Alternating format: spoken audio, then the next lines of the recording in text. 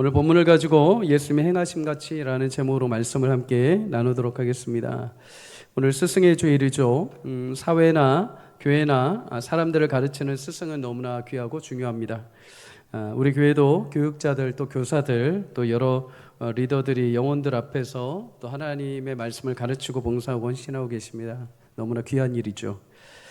먼저 에베소서 4장 11절에서 12절을 함께 읽어보도록 하겠습니다. 시작. 그가 어떤 사람은 사도로, 어떤 사람은 선지자로, 어떤 사람은 복음 전하는 자로, 어떤 사람은 목사와 교사로 삼으셨으니 이는 성도를 온전하게 하여 봉사의 일을 하게 하며 그리스도의 몸을 세우려 하심이라. 아멘. 하나님은 교회를 위해서 대표적으로 복음 전하는 자 목사 그리고 가르치는 자 교사를 세우십니다. 이유가 무엇인가? 성도를 온전하게 해서 봉사의 일을 하게 하며 그리스도의 몸을 세우는 것이다, 이렇게 말씀을 하죠. 온전하게 한다는 것은 부러진 뼈를 맞추다, 원래 상태로 회복하다라는 뜻입니다. 원래 가지고 있는 고유한 목적을 회복하고 그 기능을 할 수 있도록 만들어주는 거죠. 사람은 원래 하나님의 영광을 위해서 창조되었습니다. 그래서 하나님이 그의 모양과 형상으로 창조하셨죠. 그런데 죄로 인해서 우리는 하나님을 드러내기보다도 자신의 욕심, 자신의 영광을 드러내는 인생이 되어버리고 맙니다. 원래 창조되었던 목적에서 벗어난 거죠. 원래 제 기능을 못하게 된 것입니다. 그러나 하나님은 예수님을 통해서 우리를 구원하시고 태초에 하나님이 우리를 원하셨던 원래 목적, 원래 기능을 할 수 있도록 우리를 새롭게 해주신 줄 믿습니다. 그것이 구원의 시작인 것이죠. 그런데 여러분, 이렇게 새롭게 되었다고 해서 바로 내가 하나님의 영광을 드러낼 수는 없죠. 어린아이가 태어나면 부모에게, 학교에게, 또 사회에게 배우고 성장하여서 사회와 가정의 일원으로서 감당할 수 있는 어떤 위치와 직위를 배우는 것처럼 교회도 성도들은 귀하게 교회 안에서 자라고 배우는 과정이 반드시 필요합니다. 예배가 무엇인지, 교회가 무엇인지, 기도는 어떻게 해야 되는지, 참된 예배자는 무엇인지, 위기와 고난이 찾아왔을 때 하나님의 뜻은 무엇인지를 함께 배우는 것이죠. 그렇게 배우고 온전하게 되어 봉사일을 하여 그리스도의 몸을 세우는 것이 하나님의 뜻이라는 것입니다. 그러니 여러분, 제가 여러분을 향해서 예배 나오세요, 기도하세요, 말씀 읽으세요, 순종하세요, 섬기세요 한다고 너무 뭐라 하지 마십시오. 목회자가 세워진 이유가 그거 하라고 세워진 것입니다. 구원으로 이끄는 복음의 말씀을 전하는 것뿐만 아니라 성도가 구원받은 이후에 하나님 앞에 성장해서 원래 제 기능, 원래 하나님의 영광을 드러내고 원래 주의 몸된 교회를 섬길 수 있는 그 기능과 역할을 하도록 삶의 목표의 방향을 바꿔주는 역할을 하는 것이죠. 더불어 하나님은 교회 안에 여러 스승과 교사들을 세우셨습니다. 교회에 세워진 스승들은 영혼을 하나님께 인도하기 위해 세워진 자들이죠. 하나님 말씀을 온전히 가르치고 그 가르침을 따라 사는 방법과 삶의 태도를 보여주기 위해서 하나님이 세우신 사람들입니다. 그래서 디모데전서 5장 17절은 우리에게 이렇게 말씀을 합니다. 함께 읽습니다. 시작. 잘 다스리는 자들은 배나 존경할 자로 말씀과 가르침에 수고하는 이들에게는 더욱 그리 할 것이니라. 아멘. 스승에게 가장 보람된 것 중에 하나는 존경받는 것입니다. 그런데 그 존경이 어디에서 나오냐면 온전한 말씀을 알고 말씀을 잘 가르치는 자, 말씀을 잘 전하고 그 말씀을 살아내는 것이 무엇인지를 보여주는 자가 존경을 받게 되어 있는 것이죠. 그래서 스승이라는 자리는 영광스러운 자리이면서 동시에 굉장히 무거운 자리이기도 합니다. 그 말씀을 가르치는 것이 영광이요, 그 말씀대로 살아내는 것이 굉장히 큰 무거운 역할인 것이죠. 스승이라는 단어가 순 우리말로 하면은 가르치고 이끌어주는 사람이라는 뜻입니다. 미는 것이 아니라 이끄는 사람입니다. 내가 가르친 대로 행하고 먼저 따라올 수 있도록 자신이 그 길을 가는 사람, 그 사람이 스승이라는 거죠. 지식을 넘어서 삶과 인격을 통해서 보고 배워주고 자라가게 하는 사람이 스승입니다. 그런 의미에서 보면 스승이라고 해서 꼭 목회자나 교사나 리더들만이 스승은 아닙니다. 우리 부모님들도 자녀들 앞에서 스승이 되는 것이죠. 실제로 선생이라는 이 한자어를 보면 먼저 살아본 사람이라는 뜻이 담겨 있습니다. 먼저 태어나서 인생을 앞서 살아간 사람, 앞서 있는 사람을 가리켜서 스승이라는 뜻을 말하는 거죠. 가정에서 자녀들에게 가장 위대한 스승은 부모입니다. 아이들은 부모의 뒷모습을 보고 자란다라고 말을 하죠. 그만큼 부모는 자녀에게 가정에서 가장 귀한 스승이 됩니다. 더 나아가서 교회에서 믿음의 길을 견고하게 앞서 걸어가신 선배 성도들은 뒤에 따라오는 후배 성도들에게 또 귀한 스승이 되는 것이죠. 더 넓게 보자면 여러분도 스승이십니다. 누구에게요? 예수 믿지 않는 세상 사람들에게 여러분 스승이십니다. 세상 사람들이 누구를 통해서 하나님을 볼까요? 말씀도 모르고 교회가 뭔지도 모르는데 도대체 그들은 그러면 누구를 통해 하나님을 볼까요? 앞서가는 성도님 여러분을 통해서 하나님을 보고 배우는 것입니다. 아, 그리스도인은 저런 것이구나. 아, 예수 믿는 사람들은 저런 낙심 가운데 저렇게 행동을 하는구나. 아, 예수 믿는 사람들은 저렇게 공부하고 저렇게 일하는 것이구나 하면서 스승이 되어주는 것이죠. 요즘 신방하면서 저희 마음을 무겁게 하는 이야기들이 몇 가지가 있습니다.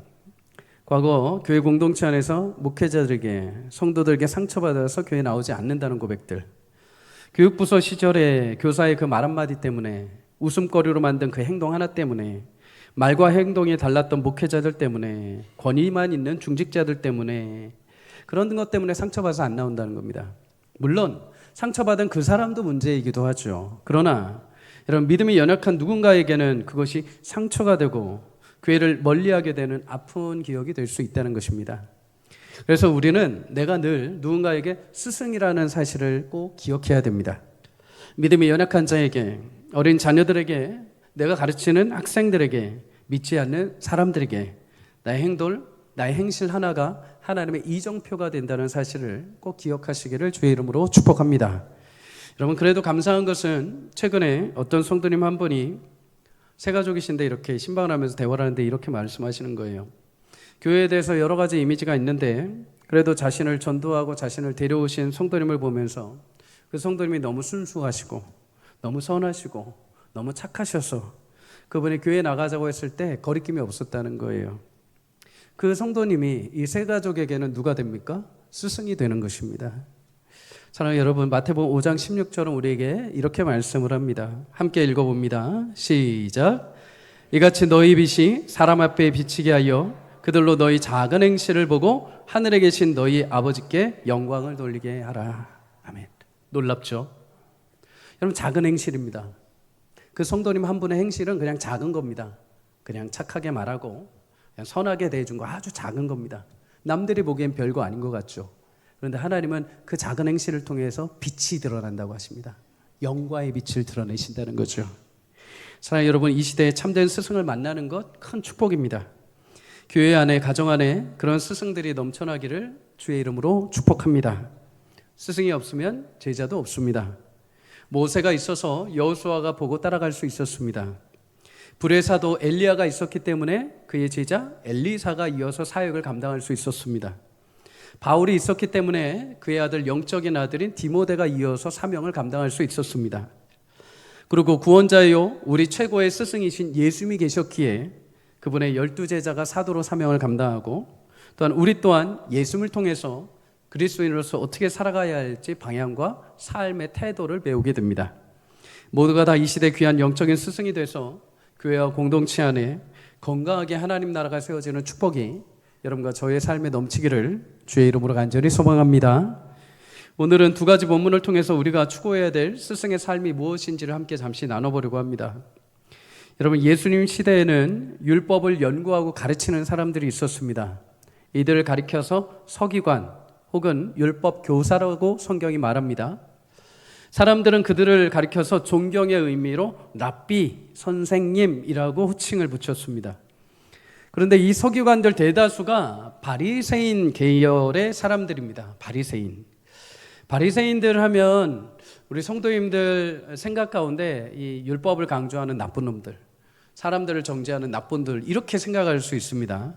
그런데 여러분, 바리새인들은 처음에 그들의 계열이 그런 사람들이 아니었습니다.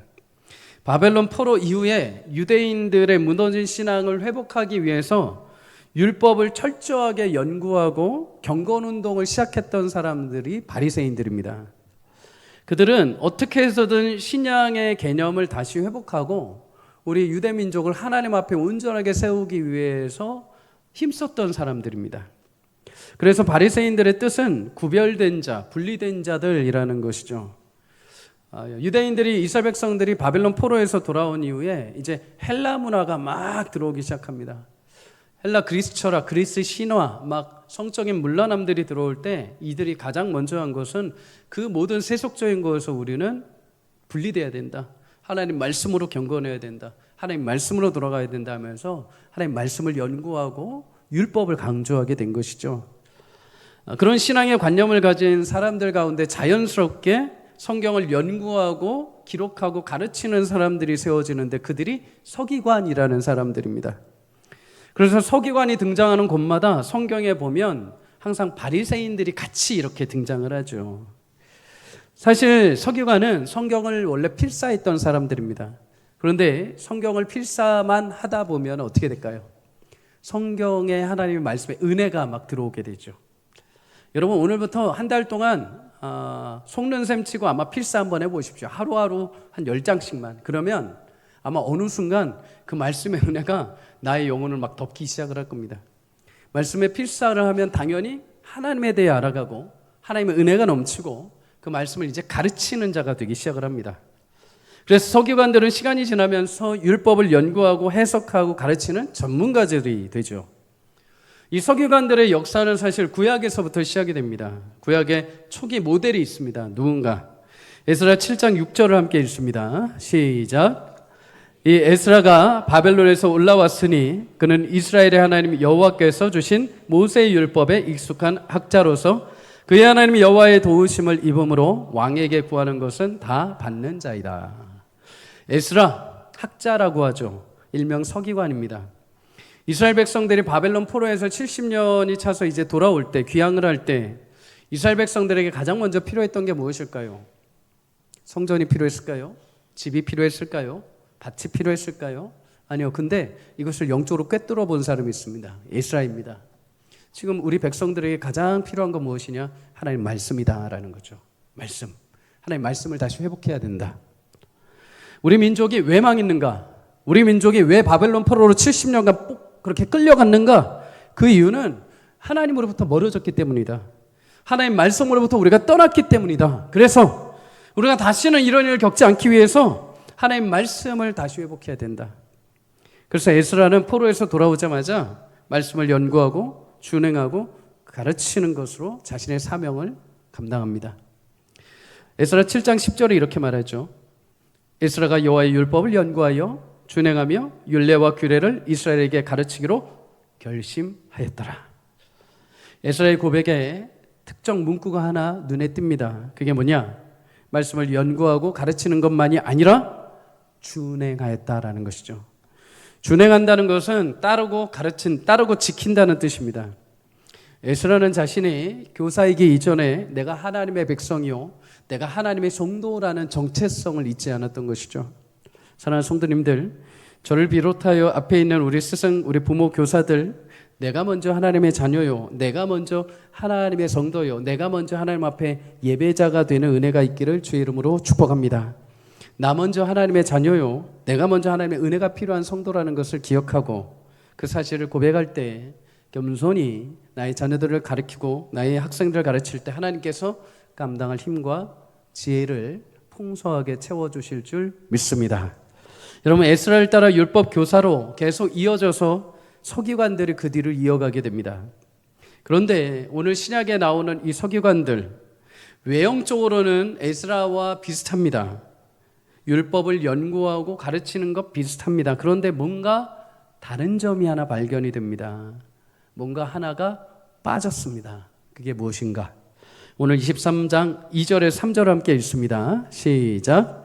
서기관들과 바리새인들이 모세의 자리에 앉았으니 그러므로 무엇이든지 그들이 말하는 바는 행하고 지키되 그들이 하는 행위는 본받지 말라.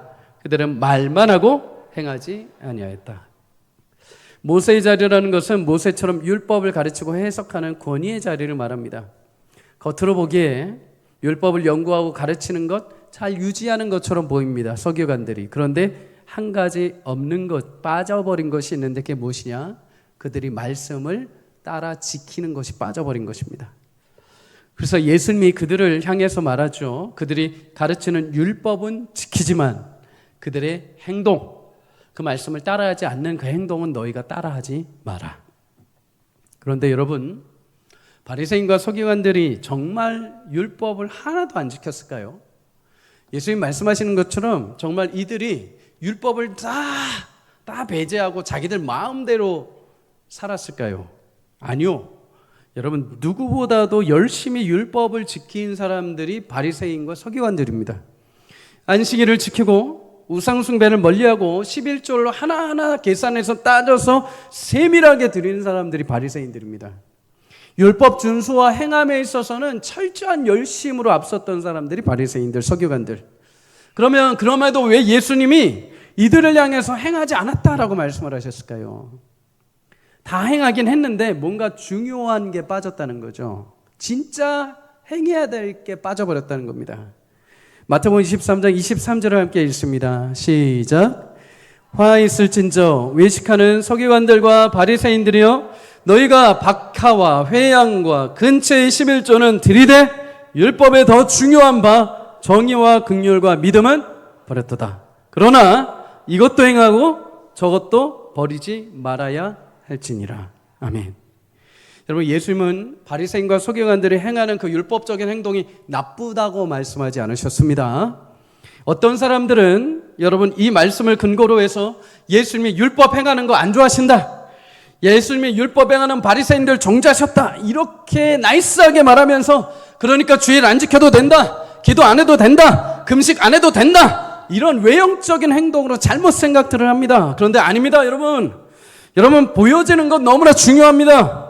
예수님 금식하셨고, 예수님 기도하셨고, 예수님 성전 존중하셨고, 예수님 율법 완성하신 분이십니다. 오히려 예수님이 23절에 여러분 뭐라고 하십니까? 그들이 말하는 바는 다 행하라라고 말씀하십니다. 이것도 행하고 너희가 저것도 버리면 안 된다. 저것은 무엇입니까? 율법적인 행동입니다. 안식일을 지키고 11조를 드리고 거룩하게 기도하고 금식하고 그거 반드시 해라. 그리고 이것도 지켜라. 그 율법 안에 담겨있는 하나님의 마음, 하나님의 정의, 하나님의 긍휼까지도 너희가 그 마음을 따라서 같이 지켜야 된다. 여러분, 하나님이 우리에게 주신 율법의 목적이 무엇입니까? 하나님을 사랑하고 내 이웃을 내 몸과 같이 사랑할 수 있도록 율법을 주신 것입니다. 율법은 단지 세상적인 어떤 도덕적인 규칙이 아닙니다. 그것을 넘어서 하나님의 사랑이요, 우리를 보호하시고 자녀답게 이끌어 가시는 하나님의 은혜의 방편으로 주신 것입니다. 도구로 주신 것이죠. 십계명을 예로 들어볼까요? 다른 신을 두지 말라. 이것은 하나님만이 나의 참된 생명의 주인이요 구원자이심을 알라는 것입니다. 우상을 만들지 말라. 이것은 어떤 상황에서도 네가 눈에 보이는 것 때문에 무너지지 말고 하나님을 신뢰하라는 것입니다. 하나님의 일을 망령되게 이루지 말라. 하나님을 늘 신중하시고 진실하게 역사하시는 분이니까 그분을 신뢰하라는 것입니다. 안식일을 거룩하게 지키라는 것은 너희는 이제 쉼없는 세상의 노예가 아니라 어떤 상황에서도 하나님 안에 참된 평안을 누릴 수 있는 자녀가 되었다는 것을 기억하라는 것입니다. 부모를 공경하라는 것, 세상이, 생명이, 너희 생명이 부모를 통해서 선물로 주어진 것을 기억하며 하나님이 세우신 가정의 질서를 화목하게 지키라는 것이죠. 살인하지 말라는 것은 사람은 모두 하나님의 거룩한 형상과 모양으로 창조되었으니 귀하게 여기고 미워해서 해치는 자리에 이르지 말라는 것입니다. 간음하지 말라는 것은 가정을 거룩하게 지키고 하나님의 그 가정을 통해 주신 언약의 약속을 소중하게 지키라는 것입니다. 도둑질하지 말라는 것은 다른 사람의 수고와 열매를 존중해라. 그리고 너 또한 정직하게 수고하면 내가 먹여 입힐 것이라는 것입니다. 거짓 증언하지 말라. 하나님은 공의 하나님이시요 모든 것을 진실하게 판단하시는 분이시니 너는 너 입술로 거짓말하지 마라. 네가 어려움 상황과 환경 가운데 처할 때도 하나님은 반드시 정의와 공의로 행하실 것이다. 탐내지 말라는 것은 내가 너의 모든 필요를 채울 것이니 염려하지 말라는 것입니다. 여러분, 하나님의 율법은 하나님의 거룩한 약속의 사랑과 은혜를 경험하고 그것을 지켜낼 수 있도록 우리 가운데 주신 은혜의 방편인 것이죠. 우리 실수와 우리 연약함 가운데서도 넘치게 부으시는 국렬과 자비하심, 흔들리지 않는 믿음을 지킬 수 있도록 하나님이 주시는 보호 울타리와 같은 것입니다. 그런데 서기관들은 이 외적인 열심, 모든 것은 행했지만 그 안에 담겨있는 진실한 하나님의 마음은 잊어버리고 외형적인 울타리에만 신경을 써버린 것이죠. 그러니 어떤 일이 발생을 합니까? 4절에 사람들에게 무거운 짐만 지어주는 자들이 되어버립니다. 자신이 함께 짊어지지 않고 책임을 그냥 전가해버리는 사람들만 되어버리죠. 역사적으로 보면 유대 랍비들이 하나님의 말씀을 잘 지키려고 하는 마음은 참 귀했지만 그 말씀을 따박따박 하나 다 지키려고 계획을 세우는데 랍비들이 해야 할 것에 대해서 248개의 율법, 하지 말아야 될 365개의 율법을 추가로 만들어가지고 613개의 랍비의 계명을 유대인들에게 지키게 만들어버립니다. 안식일을 지키는 것은 당연히 필요한 것입니다. 그런데 안식일을 지키는데 이거 하지 말고 저거 하지 말고 이거 못하고 저거 못하고 하는 39개의 금기 규정을 만들어서 제공을 합니다. 하나님은 율법을 그의 사랑과 긍휼과 자비와 평안을 위해서 주셨는데 이들은 오직 규정과 법규로 만들어버린 것이죠. 그래서 율법을 즐거워 기쁨으로 행해야 되는데 율법을 오히려 지키지 못함으로 인하여서 찾아오는 정죄와 낙시음으로 가득 차게 만들어버립니다. 여러분, 이런 시간이 오래 지나게 되면 이제 어떻게 되는 줄 아십니까? 정죄하는 자와 정죄받는 자로 이제 나눠지기 시작합니다. 나는 지켰는데 너는 왜 못 지키냐? 나는 하는데 너는 왜 안 하냐? 정죄하는 자가 점점 자신의 의의를 드러내기 시작을 하죠. 그래서 6절과 7절에 보면 이들은 외형적으로 눈에 보이는 자리, 높은 자리, 자신을 과시하는 자리, 우월한 자리, 섬김을 받으려는 자리를 즐거워하기 시작했다라고 말합니다. 여러분, 그렇다면 신약의 선생이 이들로 끝이 났을까요? 이들만 선생으로 끝이 났을까요? 아니요. 신약에 보면 새로운 선생의 모습이 등장을 합니다. 그분이 누구이십니까? 예수님이십니다. 예수님은 율법을 주신 하나님의 아들이요, 우리가 실패한 율법을 모두 완성하신 분이십니다. 어쩌면 바리새인과 서기관들이 원했던 그 존경받는 자리, 화려한 자리, 그 자리에 예수님이 앉으셔야 됩니다. 예수님이 앉으셔서 우리를 정죄하신다면 우리는 할 말 없습니다. 왜요? 예수님 그걸 다 완성하셨기 때문이죠. 근데 예수님이 선생님이신데 조금 다르게 행동을 하십니다. 요한복음 13장 14절을 함께 읽습니다. 시작. 내가 주와 또는 선생이 되어 너희 발을 씻었으니 너희도 서로 발을 씻어주는 것이 옳으니라. 예수님 자신이 선생이라는 사실을 부인하지 않으십니다. 그런데 그 선생님이 지금 어디 계시냐? 그 존경받는 자리에 앉지 않으십니다. 바리새인과 서기관들이 원했던 그 자리에 앉아 계시지 않고 제자들 발끝에 무릎 꿇고 앉으십니다. 그리고 제자들의 발을 씻어주십니다. 고대 근동 지방에는 지금처럼 운동화와 구두가 있지 않았습니다. 샌들을 신고 다녔죠. 그러면 발에 먼지가 가득 찹니다.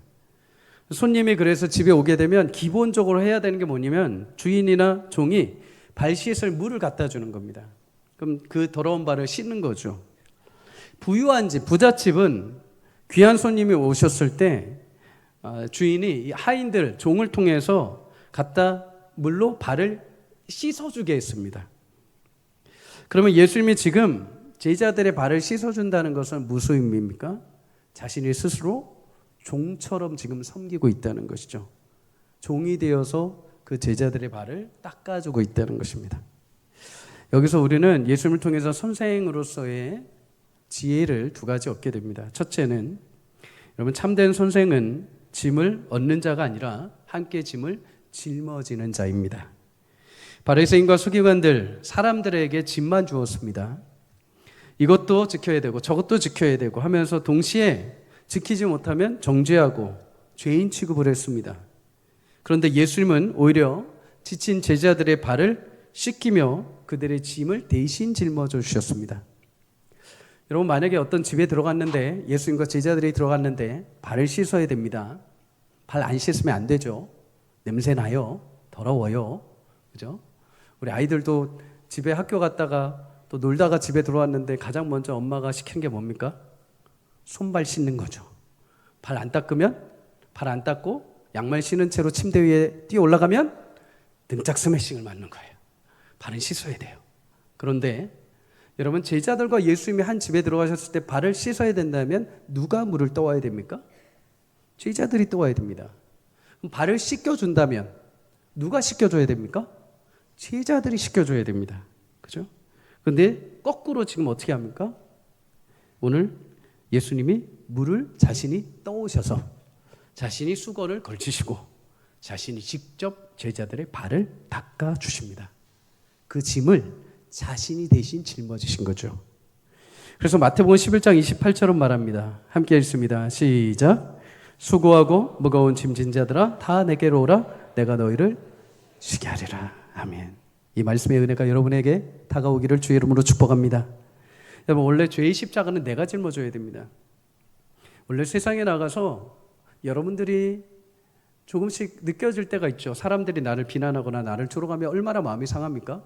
나를 알아주지 않고, 또 때로는 억울한 일을 당하면 얼마나 마음이 상심하십니까? 우리는 그 작은 하나에도 막 휘청거립니다. 인생이요. 나에 대해서 어떤 악플을 달거나 나에 대해서 안 좋은 얘기하면 그것 때문에 막 신경 쓰이죠. 작은 거 하나에도 무너집니다. 근데 여러분, 원래 우리라는 인생이 그 모든 세상 사람들의 조롱과 비난과 사단의 모든 죄악된 그 정죄함을 가지고 내가 십자가에 올라가야 되는 겁니다. 근데 예수님이 어떻게 하십니까? 그 모든 짐을 대신 짊어져 주신 것입니다. 내가 당해야 될 수치, 고난, 모멸감, 열등감, 나의 낮은 자존감, 나의 죄악됨, 그거를 다 예수님이 자신의 짐으로 끌어안아서 자신이 대신 짊어주신 거죠. 여러분, 십자가라는 것은 그렇습니다. 나의 삶의 모든 연약한 것을 주님이 대신 짊어주신 것. 그래서 우리는 인생에 짐이 있을 때 누구에게 갑니까? 예수님께 가야 됩니다. 예수님 십자가 앞에 나가야 되죠. 여러분, 인생에 짐이 있을 때 다른 데 가지 마십시오. 다른 데 가도 그 짐이 여러분 풀리지 않습니다. 잠시 풀리는 것 같죠. 착각하는 겁니다. 그러나 내 인생에 내 영혼의 짐을 유일하게 대신 짊어져 주시는 분은 예수 그리스도이십니다. 그걸 예수님이 십자가에서 완성하셨기에 우리는 무거운 짐이 있고 눈물 날 일이 있고 한탄할 일이 있고 한계가 부딪혔을 때 주님이 십자가 앞에 나오는 것이죠. 주님이 십자가를 바라볼 때마다 그 십자가에서 나를 위해서 대신 짊어지신 그 짐의 수고와 그 모든 것들이 자유롭게 우리를 해주기 때문입니다. 사랑하는 여러분, 우리는 그렇게 내 짐을 주님이 대신 짊어주시는 은혜를 받은 사람들입니다. 그리고 이제 내가 우리 자녀들과 우리 학생들에게 그런 짐을 함께 짊어져 주는 거죠. 우리는 자녀들에게, 아이들에게 신앙을 가르칠 수 있습니다. 예배 나와야 돼, 늦지 않아야 돼, 떠들지 말아야 돼, 기도해야 돼, 성경 읽어야 돼, 중요한 사람이 되어야 돼. 다 맞습니다. 그런데 그러지 못할 때는요, 그러지 못해서 낙심할 때는요, 그러지 못해서 예배 나오지 못했을 때는요, 함께 예배하자. 늦어도 괜찮아. 꼭 와. 네 얼굴 보고 싶다. 와, 너무 재밌는 얘기, 너무 신나는 얘기다. 그런데 지금 우리 전사님 말씀하고 계시니까 우리 말씀 다 끝나고 그때 같이 얘기하자. 아, 목사님도 같이 기도할게. 기도해가 아니라 같이 기도할게. 여러분, 같이 짊어지는 것이죠. 그것은 사실 아무나 할 수 있는 게 아닙니다. 공감이 필요하죠. 공감하는 것은 내 마음을 이해한다는 것입니다. 예수님만큼 공감 잘하시는 분 없습니다. 히브리서 4장 15절의 말씀처럼 우리와 똑같이 시험을 받으시되 죄는 없으시되 대신에 그 모든 시험을 받으심으로 우리의 연약함을 동정하실 수 있는 분이다라고 말씀을 합니다. 얼마나 힘든지 얼마나 어려운지 다 압니다. 연약하고 실수하고 깨지고 넘어진 자들의 마음을 아주 잘 아십니다. 그래서 발을 닦아주실 수 있는 분이십니다. 사랑하는 여러분, 우리가 주님께 가면 주님은 왜 그거 못했냐? 너 왜 지난주에 그거 안 했냐? 가 아니라 그래, 수고했다. 얼마나 힘들었냐? 괜찮다. 다시 예배 자리로 나가자. 다시 기도해보자. 다시 말씀 읽어보자. 다시 성도로, 다시 믿음으로 붙들고 다시 일어나보자. 내가 함께 할게. 걱정하지 마라. 용기를 주시는 것이죠. 사랑하는 여러분, 그런 위로하심, 그런 주님이 안아주시는 은혜가 여러분 삶에 넘치기를 주의 이름으로 축복합니다. 그리고 우리 자녀들이 주님이 그렇게 짐을 짊어지시는 것을 누구를 통해서 볼 수 있을까요? 부모를 통해서, 우리 자녀들을 통해, 우리 선생님들을 통해 보게 되는 것이죠. 여러분, 우리의 짐을 함께 짊어지시고 위로해 주시는 주님을 따라 우리도 우리 자녀들과 학생들에게 짐을 짊어지게 하는 자가 아니라 함께 짐을 져주고 함께 쉼과 위로를 주는 주님의 귀한 통로가 되시기를 주의 이름으로 간절히 축복합니다. 여러분, 두 번째로 참된 선생은 발을 씻겨주는 자가 되어야 됩니다. 바리새인들은 수백 가지 율법과 말로 가르쳤습니다. 그러나 예수님은 수백 가지 말보다 제자들의 발을 씻겨주는 행동 하나를 하셨습니다. 당시 제자들은 서로를 향해서 누가 큰 자인지 토론하고 있었습니다. 나중에 예수님이 딱 저 멋진 권세의 자리에 앉으면 누가 오른쪽에 앉을래? 누가 왼쪽에 앉을래? 하면서 이거 가지고 논쟁하고 있었습니다. 근데 예수님은 우리가 바라보아야 할 자리가 그런 자리가 아니라 섬기는 자리요, 발 씻겨주는 자리라는 것을 보여주셨습니다. 그리고 예수님은 자신이 행한 것 같이 너희도 서로 발을 씻겨주는 것이 옳으니라 라고 말씀하시죠. 여기서 옳다라는 이 원어의 의미는 빚을 지다라는 의미입니다. 여러분, 예수님이 제자들의 발을 씻겨주셨죠. 여러분에게 오늘 예수님이 오셔서 여러분 오늘 아침에 발 씻으셨습니까? 다들 눈동자를 보니 목사님 그런 거 묻지 마세요 막 이러시는데, 예수님이 오셔가지고 여러분 양말을 벗기시고 손으로 여러분 발을 지금 씻겨주신다면 여러분 어떠시겠습니까? 아마 이 감격과 이거는 아마 내 후대손 자손 대대로 물려줘야 될 유언과도 같은 일이 될 것입니다. 엄청나게 큰 사랑이죠. 제자들도 마찬가지입니다. 예수님은 제자들의 발을 씻어주실 위치나 연배가 아니십니다. 저 위에 가신 분이죠. 그럼에도 씻어주셨다는 것은 은혜를 베푸신 것입니다. 동시에 제자들 입장에서는 빚을 진 거죠. 예수님이 은혜의 빚을 진 것이죠. 근데 예수님이 그렇게 씻김받은 그 은혜의 빚, 그것을 예수님이 자신에게 갚으라고 하지 않으시고 누구에게 갚으라고 하시면 사람들에게 너희가 서로 그 빚을 나누라 라고 하십니다. 로마서 13장 8절을 함께 읽습니다. 시작. 피차 사랑의 빚 외에는 아무에게든지 아무 빚도 지지 말고 남을 사랑하는 자는 율법을 다 이루었느니라. 아멘. 너희가 너무 감개무량했냐? 너희가 감동했냐? 너희가 은혜 받아서 막 지금 막 울컥울컥하냐? 그러면 그거를 나한테 갚지 말고 너희가 받은 그 사랑, 발씻김 받은 그 사랑을 다른 이들에게 씻겨주고 그들에게도 이런 은혜를 베풀어 주라는 것입니다. 사랑하는 여러분, 당시 사람들에게 발은 가장 더러운 신체의 일부 중에 하나였습니다. 먼지가 묻기도 하고 더러운 물이 튀기도 하고 제대로 씻지 못하면 냄새도 나고 때가 가득했습니다. 그러면서도 어찌 보면 그 발은 가장 많이 사람에게 수고하고 가장 많이 지침에도 마지막 침대에 눕기까지 끝까지 수고하는 지체, 몸의 지체 중에 하나가 발입니다. 그런데 주님이 그 제자들의 발을 닦아주신 거죠. 요한복음 13장 45절을 보면 손수 수건을 가지시고 대야에 손수 물을 뜨시고 손수 제자들의 발을 씻으셨다. 예수님이 발에 손을 대실 때 제자들 마음은 어떠했을까요? 당연하다고 여겼을까요? 아니요, 아마 당황스러웠을 것입니다. 당황. 처음에는 이게 뭐지 하고 당황스럽다가 점점 그 손길을 통해서 어떻게 됐을까요? 은혜의 눈물, 감격이 넘쳐났을 겁니다. 예전에 섬기던 교회에 훈련받은 훈련생들이 마지막 코스로 이제 수련회가 있었습니다. 수련회 비슷한 2박 3일 코스로 이제 그곳에 가서 기도하면서 하나님이 어떤 분이고 나의 신앙은 어떤 건지를 이제 체험하는 시간이 됐죠. 그러면 여러분 훈련생들이 만약에 40명, 50명이 가면은 섬김이들이 필요하겠죠. 이전에 수료했던 섬김이들. 그 중에 하나의 프로그램이 뭐였냐면 하루 저녁에 이제 섬김이들이 내가 이름도 모르고 알지도 못하는 섬김이가 와서 훈련생들의 발을 씻겨주는 게 있었습니다. 저도 예전에 이제 섬길 때 중학생들 섬길 때 선생님들하고 중학생들 아이들 앉혀놓고 발에 이렇게 씻겨주었습니다. 근데 처음에 발을 씻겨줄 때 여러분 어떻게 하는 줄 아십니까? 당황해 합니다. 자리에 앉아서 무릎을 꿇고 수건을 제 허벅지 위에 올려놓고 그 상대방의 앉아있는 의자에 앉아있는 발을 한쪽 제 허벅지에 올려놓고 양말을 벗기잖아요. 그때서부터 당황하기 시작합니다. 왜요? 그 안에 있는 모든 냄새와 때가 있는 걸 본인이 알기 때문이죠. 감추고 싶은 겁니다. 근데 그거를 이렇게 벗길 때 어떻게 될까요? 놀랍니다. 당황스럽습니다. 그래서 안절부절 못합니다. 근데 그 발을 물에 딱 넣어서 딱 어루만질 때부터 이제부터 그 당황이 은혜로 점점 바뀌기 시작합니다. 그 어느 순간 닦다 보면은 눈물 콧물이 막 흐릅니다. 근데 그 눈물 콧물이 흐르는 정점이 있습니다. 그게 언제인 줄 아십니까? 제 손을 그분의 발가락 사이에 집어넣을 때 더럽게 생각하십니까? 여러분, 예수님도 하셨습니다. 오늘 혹시 우리 가정에 우리 자녀들에게 혹시 관계에 무너진 분들이 계십니까? 제가 적극 추천합니다. 오늘 가셔서 이거 해보십시오. 그러면 아마 반찬이 달라질 겁니다. 남편이 비상금 꺼낼 겁니다.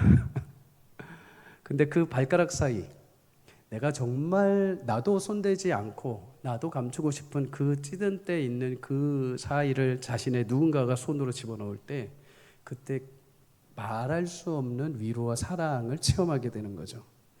제자들 어땠을까요? 가장 더럽고 가장 떡떡하고 가장 냄새나는 그 발을 주님이 어루만져 주셨을 때, 심지어 그 발가락 사이에 있는 모든 때까지도 닦아주셨을 때, 그리고 그 발을 하나 드셔서 수건에 감싸 주셨을 때, 아마 세상에서 단 한 번도 경험해 보지 못한 하나님의 위대한 사랑을 온몸으로 체험했을 것입니다. 여러분, 우리가 자녀들과 아이들을 향해서 이것도 저것도 해야 되라고 가르친 것도 중요하지만, 동시에 그렇게 했지만 실패하고 돌아온 아이들을 향해서, 무너지고 실수하고 좌절해서 돌아온 아이들을 향해서, 낙심하여 상처 가운데 있는 아이들을 향해서 어루만져주고 닦아주는 역할, 그것이 진짜 참된 선생이요, 참된 교사요, 스승의 역할인 줄 믿습니다. 어떤 아이가 자신의 막내 동생에게 우유를 타주려고 이렇게 안고 막 우유 뚜껑을 열고 있었습니다. 얼마나 기특합니까? 한 10살, 12살 되는 아이, 이제 초등학생 초반인 아이가 자기 막내 아이를 이렇게 안고서 이렇게 우유를 타주려면 기특하죠. 근데 힘에 붙여서 이 우유가 안 열린 겁니다. 뚜껑이 안 열린 거예요. 그래서 힘을 주다가 이 아가를, 막내 동생을 떨어뜨린 겁니다, 바닥에. 아가들은 떨어지면 위험하잖아요. 아직 머리가 단단하게 굳지 않은 시점인데, 놀라가지고 아이를 안고 아빠한테 달려왔습니다. 아빠가 놀라서 아기를 이렇게 끌어안았습니다. 그러면 이 큰아이는 어떨까요? 물론 아이가 다친 것도 걱정이지만 무섭습니다. 왜요? 아빠한테 혼날까 봐. 벌벌벌 떨고 있는데 그 아빠가 어떻게 한 줄 아십니까? 이렇게 그 큰아이도 안아줍니다. 이 아이가 일부러 한 게 아니라는 거 알기 때문이죠. 여러분, 아빠의 그 어루만짐을 통해서 아이는 하나는 알았을 것입니다. 아, 실수를 해도 내가 조금 모자라도 세상이 무너지는 것이 아니구나. 내가 잘못해도 끝난 것이 아니구나. 아빠를 통해서 다시 씻음받고 새롭게 할 수 있는 용기를 얻게 되는 거죠. 여러분, 예수님이 발을 닦아주시는 장면을 보면 이런 말씀이 등장을 합니다.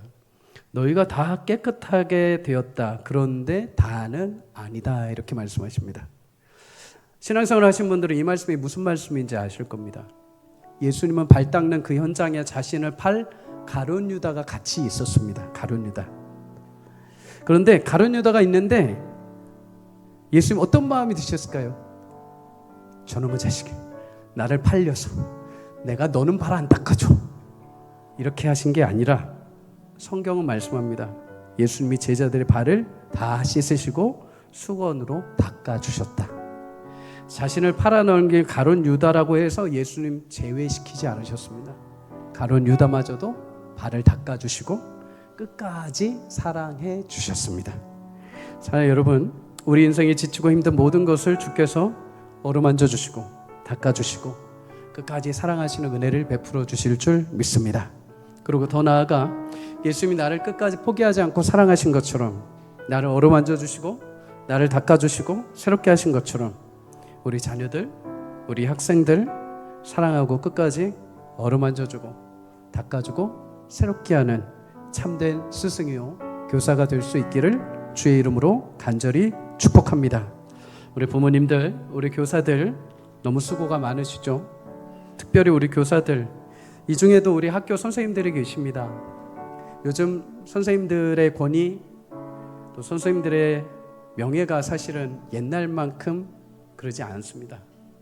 그래서 굉장히 조심스럽게 일들을 하고 계시죠. 저도 아이들을 둔 부모 입장이지만 그런 부분을 보면 참 안쓰럽습니다. 사랑하는 성도님들, 우리 자녀들 하나님이 인도해 가실 줄 믿습니다. 아멘이십니까? 아멘 하시는 분들의 자녀 하나님께서 붙잡아 주실 줄 믿습니다. 우리 자녀들 하나님께서 보호하십니다. 밖에서 조금 다쳐도, 조금 관계 가운데 어려움들이 있어도 조금 싸워도 하나님 그거 다 다듬으시고 키워가시는 과정입니다. 근데 그거 하나하나 세밀하게 막 누구의 책임을 묻고 누구의 마음을 따져가지고 막 교사로서 헌신하는 분들을 힘들게 하기보다도 그래도 우리 아이를 잘 감당해 주시고 또 우리 아이를 또 잘 이끌어 주기를 위해서 먼저 스승된 자로, 하나님의 스승된 자로 선생님들을 위해서 기도해 줄 수 있는 귀한 참된 부모가 될 수 있기를 주의 이름으로 축복합니다. 세상은 선생님들 향해서 막 비난하지만 먼저 기도해 주십시오. 그럼 먼저 위로해 주십시오. 수고 많으십니다. 감사합니다. 그러면 그들 또한 귀하게 맡겨진 영혼들 선생님이라는 책임감 때문에 최선을 다할 것입니다. 여러분과 저도 마찬가지죠. 우리도 영혼들을 이끌어가는 사람입니다. 담임 목사로, 교육자로, 또 교사로, 목자로 여러분 영혼들을 이끌어간다는 것은 쉽지 않습니다. 그럼에도 하나님이신 양심과 하나님이신 책임감과 그 사명이 있기 때문에 눈물로 기도하며 걸어가는 것입니다. 그리고 여러분 앞선 자들 위해서 많이 기도해 주시고 또는 앞서 있는 사람들은 하나님이 내게 위로와 나의 발을 닦아주시고 나를 세우셨던 것처럼 내게 맡겨진 영혼들을 세우고 살리고 온전케 하여 우리 교회 안에 가정들 안에 하나님이 거룩하게 주의 나라를 세워가는 놀라운 축복이 넘치기를 주의 이름으로 간절히 소망합니다.